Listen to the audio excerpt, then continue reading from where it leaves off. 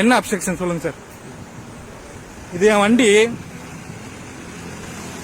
TN05 CD 2095. வண்டிக்குள்ளதான் load இருக்கு. School books எடுத்துட்டு போறேன்.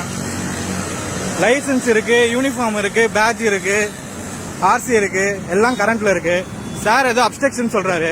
அப்ஸ்ட்ரக்ஷன்னா என்னன்னு சொல்லிட்டு சாரை கொஞ்சம் எக்ஸ்பிளைன் பண்ண சொல்லுங்க. இதை நான் கமிஷனர் கிட்டயும் IG கிட்டயும் ரிப்போர்ட் பண்றேன். Sir obstruction, what is mean by obstruction? Tell me. Your name, sir? Your name, sir? Could you please show your ID card? Could you please show your ID card? Could you please show your ID card?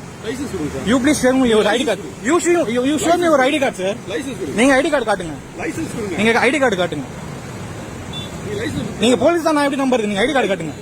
நான் காட்டுறேன் licence டோருக்கு. நான் காட்டுறேன். இது என் RC. அந்த வண்டிக்கு என்ன தவறு இவங்க கண்டுபிடிச்சாங்க அப்படின்னு தெரியல. என்னதான் கம்ப்ளைண்ட் அவங்க சொல்ல வரான்னு தெரியல. ஆனால் தேவையே இல்லாமல் அதுக்கு ஃபைன் போடுங்க அப்படின்னா எப்படி ஃபைன் போடுவாங்க? பிடிக்க வேண்டிய வண்டி எவ்வளவோ இருக்குது. என்னென்னமோ கடத்திட்டு போகிறாங்க வண்டியில். அதெல்லாம் உங்களால் பிடிக்க முடியல. பிடிக்க வேண்டிய உங்களோட வேலை எவ்வளவோ இருக்குது. எத்தனை பேர் ஹெல்மெட் போடாமல் வருவாங்க. அதெல்லாம் பிடிக்க மாட்டீங்க. எவ்வளவோ பிரச்சனைகள் ஊரில் நடந்திருக்கு. போக்குவரத்துல எத்தனை மிஸ்டேக்குகள் நடக்குது. அதெல்லாம் சரி பார்க்க மாட்டீங்க.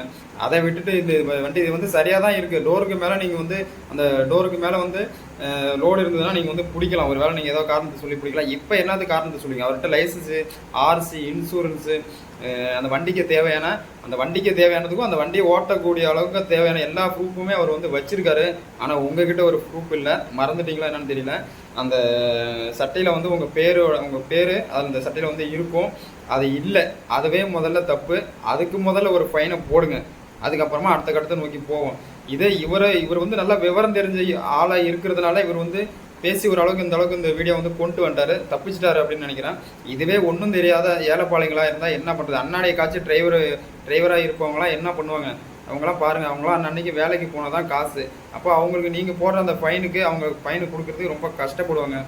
எல்லாம் பாவம். எல்லாருமே அன்றாட காட்சிகள் தான். அன்னன்னைக்கு வேலைக்கு போனால் சம்பளம். நடுத்தர குடும்பத்தை சேர்ந்தவங்க தான் எல்லாமே.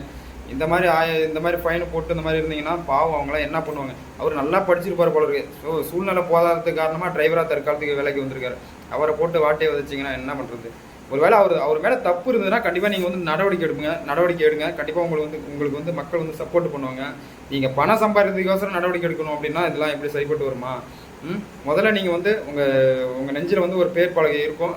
அதை முதல்ல குத்துங்க. அதுவே நீங்கள் மறந்துட்டீங்கன்னு நினைக்கிறேன். இந்த மாதிரி இதெல்லாம் மக்கள் ஏழைங்க, பாவம். மக்கள் வயிற்றுல அடிக்காதீங்க. நன்றி, வணக்கம். எல்லா காவல்துறையினரும் நான் சொல்லலை.